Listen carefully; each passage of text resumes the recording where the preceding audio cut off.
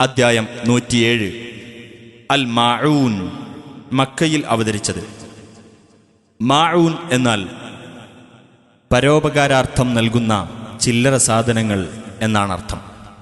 7-ാമത്തെ സൂക്തത്തിൽ ചില്ലറ പരോപകാരങ്ങൾ പോലും ചെയ്യാൻ വിസമ്മതിക്കുന്ന ആളുകളെക്കുറിച്ച് പരാമർശിച്ചതുകൊണ്ടാണ് ഈ അദ്ധ്യായത്തിന് ഇപ്രകാരം പേർ നൽകപ്പെട്ടത്.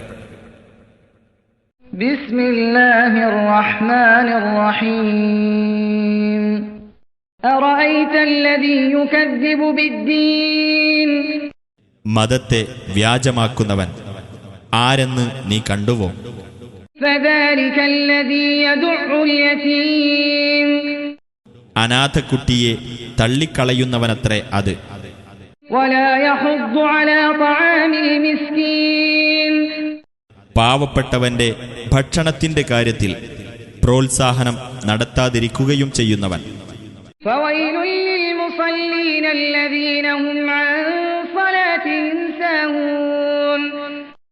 എന്നാൽ നമസ്കാരക്കാർക്കാകുന്നു നാശം, തങ്ങളുടെ നമസ്കാരത്തെപ്പറ്റി ശ്രദ്ധയില്ലാത്തവരായ. അല്ലദീന ഹും യുറാഊന വയംനഊനൽ മാഊൻ.